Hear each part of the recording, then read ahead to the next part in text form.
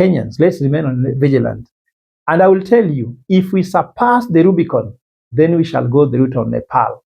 Because I can tell you, as you continue thinking you have a president, you don't have one. This country is on autopilot. No one's in charge, neither Ruto nor Raila. But when they are together, they are in charge together. But no one is individually the head. So we have lost the head, we have lost the heart. The only thing which is keeping us Kenyans, I come to you to inform you of something that is of very great, if not grave, concern. I think you must have noticed that since the formation of broad-based government, there has been a lot of shift in the leadership style of the sitting president called William Ruto. The president that was talking before broad-based government was the tough president who said that the sovereign power belongs to Kenyans and that he was elected by the people of Kenya and therefore is only answerable to the people of Kenya, and he will not entertain anybody to bend the will of the Kenyan people, and that he will serve Kenyans but not serve anybody. Remember, that's the time when the opposition was all over the place seeking for him to leave office. He could always say that he was elected to rule for Kenya.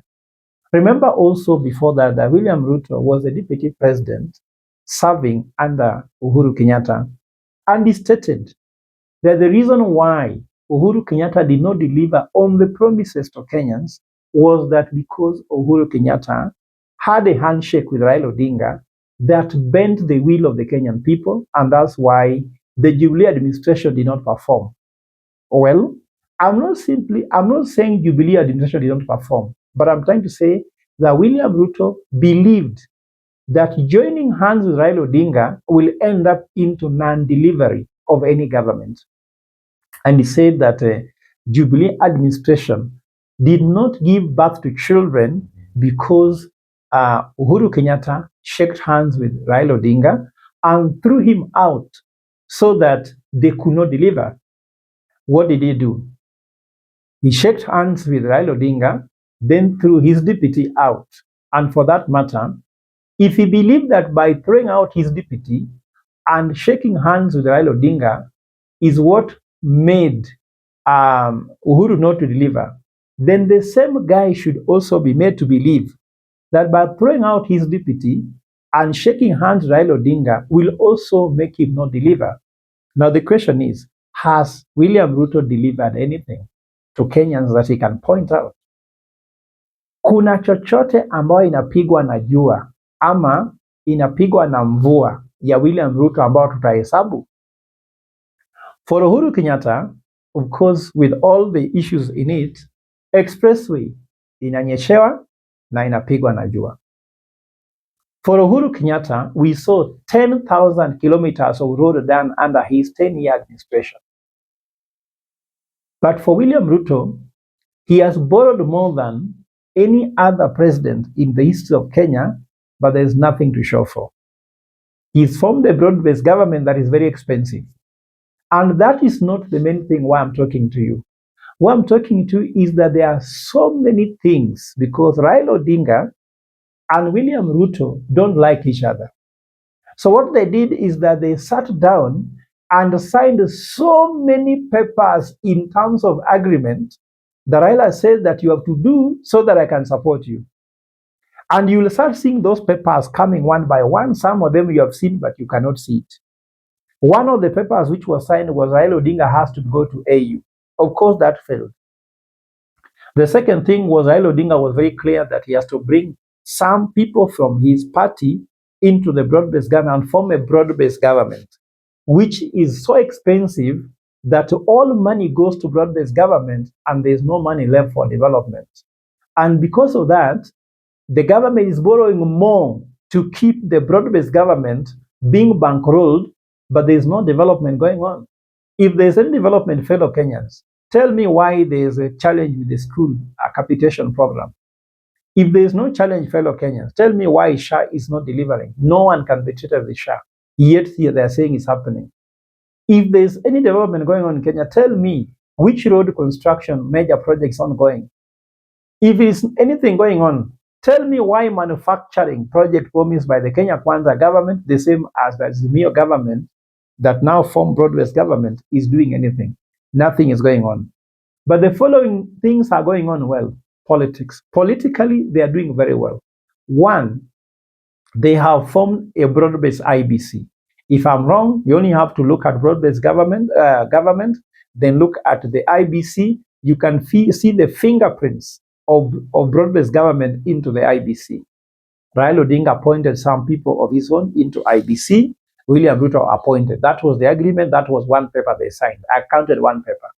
The second paper they signed was the cabinet. Some members of my party must be in the cabinet. The third thing which they signed was that they are going to form now the so-called the panel of experts to implement the so-called compensation. And actually, you can call it the unconstitutional panel of experts. And I can tell you that was signed. Ruto agreed to sign it with Raila Odinga, but he has no intention to implement it because it has no legal cloth, it has no legal framework.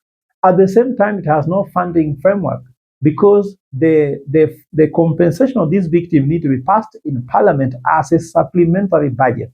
Because the budget which was read 2025, 2026 had no any clause on compensation. Compensation is not rhetorical. It is actually financially important. And therefore, without a financial framework, there is none.